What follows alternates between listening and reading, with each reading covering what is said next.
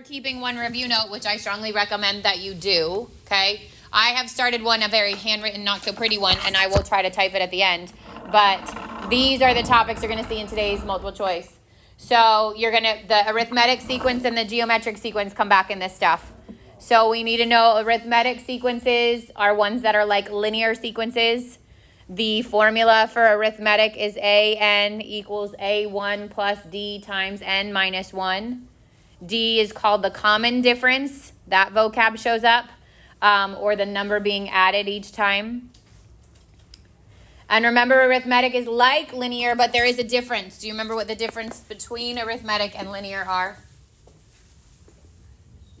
Yeah. Good. So the difference would be how that data looks on a graph. Linear is going to be a line, whereas arithmetic would be dots in the shape of a line. Okay. Same for geometric. Geometric is similar to exponential, but on a graph, your geometric would be dots, making an exponential graph, whereas exponential will actually be a solid curve. And the formula for geometric sequences you're going to need for today, A sub n equals A1 times R to the n minus 1. R is called your common ratio, and it's what you're multiplying the number by each time. Inverses are talked about in this section in way of like combined functions. So you remember like f of g of x, you're going to see stuff like that today. Or it could say f negative 1 of x, stuff like that. If you're looking at your graph, you're switching your x and your y.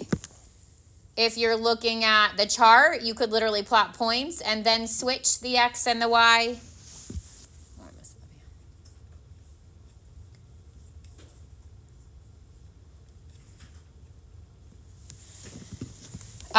Be able to read that stuff from a graph. So like if I said, let's say I said x, and then I said f of x.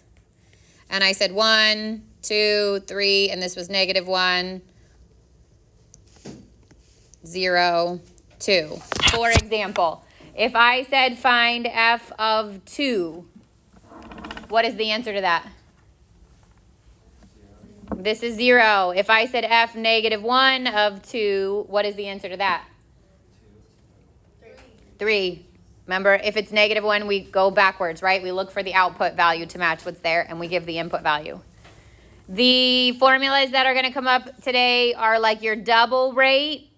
Remember, your doubling rate would be whatever f of x is, or the value equals the initial rate times 2 raised to the t over n. I actually don't know if n was the value that we used there, but that variable, I think it was r maybe. No, it wouldn't have been r because that's rate. I don't remember. But it represents the time it takes to double. So t goes over the time it takes to double.